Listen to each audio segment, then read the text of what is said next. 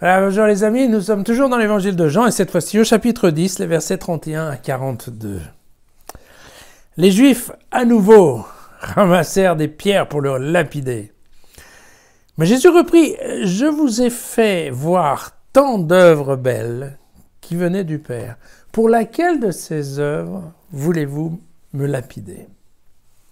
Les Juifs lui répondirent, « Ce n'est pas pour une belle œuvre que nous voulons te lapider, mais pour un blasphème, parce que toi, qui es un homme, tu te fais Dieu. » Alors Jésus leur répondit, « N'a-t-il pas été écrit dans votre loi,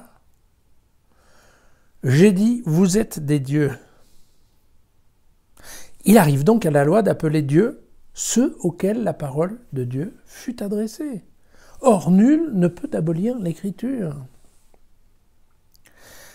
À celui que le Père a consacré et envoyé dans le monde, vous dites, tu blasphèmes, parce que j'ai affirmé que je suis le Fils de Dieu. Mais si je ne fais pas les œuvres de mon Père, alors ne me croyez pas. Mais si je les fais, quand bien même vous ne me croiriez pas, croyez en ces œuvres, afin que vous connaissiez et que vous sachiez bien que le Père est en moi comme je suis dans le Père. Alors une fois de plus, ils cherchèrent à l'arrêter, mais il échappa de leurs mains. Jésus s'en retourna au-delà du Jourdain, à l'endroit où Jean avait commencé à baptiser, et il y demeura.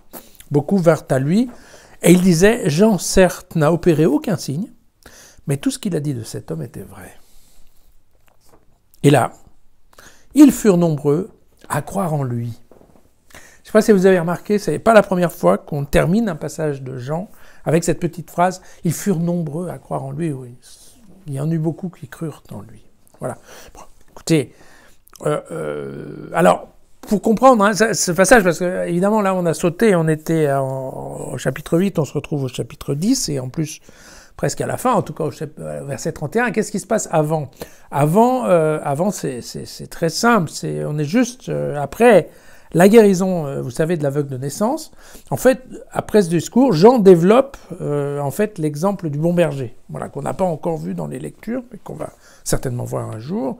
Le bon berger, vous savez, qu'il s'occupe de ses brebis et qui les rassemble parce que les brebis entendent sa voix. Vous vous souvenez de cette histoire, voilà.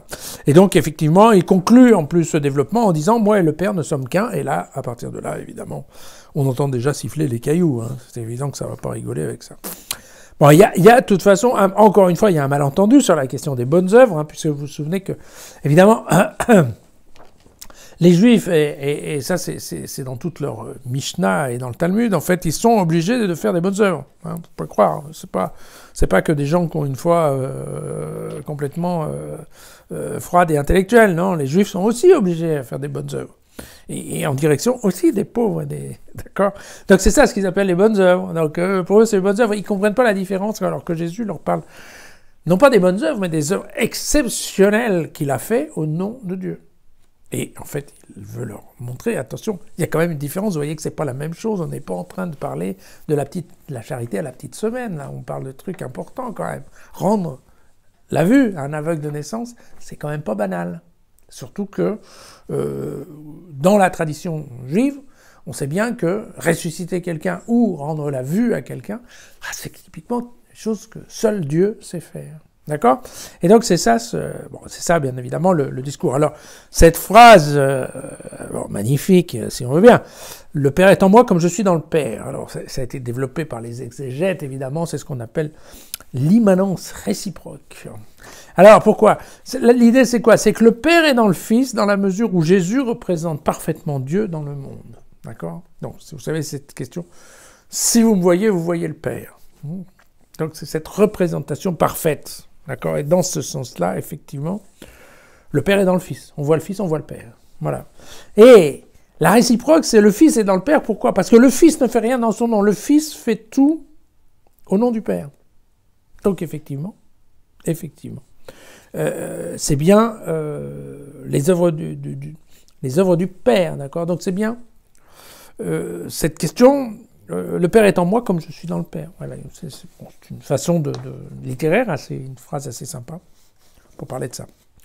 Alors, le vous êtes des dieux, vous êtes tous des dieux, ouais, vous savez, là, ça paraît un peu bizarre. Hein. J'ai dit vous êtes des dieux. Voilà. Alors, le j'ai dit vous êtes des dieux, ça se trouve dans un psaume, le psaume numéro 82, le verset 6, qui est un verset, en effet, qui s'adresse à tous ceux à qui Dieu s'est adressé au mont Sinaï. Voilà. En effet, c'est un psaume, vous savez, les psaumes sont des prières un petit peu, des fois, dont le texte est un petit peu poétique. Voilà. Mais évidemment, ça, par contre, les psaumes, tout le monde connaît. Alors le dernier paragraphe, hein, qui est effectivement, vous savez, cette question-là, donc Jean s'en va de l'autre côté du Jourdain, parce que, je ne sais pas si vous vous rappelez, mais Jean-Baptiste, lui, travaillait de l'autre côté du Jourdain, pas du côté israélien, mais du côté jordanien. Et donc, en fait, voilà, et en fait, pourquoi ?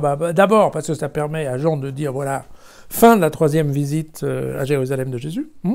Et puis parce que, eh bien, une fois de plus, ça permet de bien expliquer que la foi chrétienne démarre, en fait, à la marge, au sein de la foi juive. Parce que Jean-Baptiste, et encore une fois, on verra bientôt hein, comment est constitué les groupes de la communauté johannique, mais effectivement, à partir de Jean-Baptiste, il y a des gens qui suivaient Jean-Baptiste qui sont automatiquement à suivre Jésus. Donc, il y a bien l'idée, quand Jean nous écrit ça, il nous dit bien, attention, la foi chrétienne, c'est pas un truc complètement délirant qui vient d'autre part. Non, non, non, non. La foi chrétienne, c'est la même chose. C'est un petit rejet qui sort de la foi juive.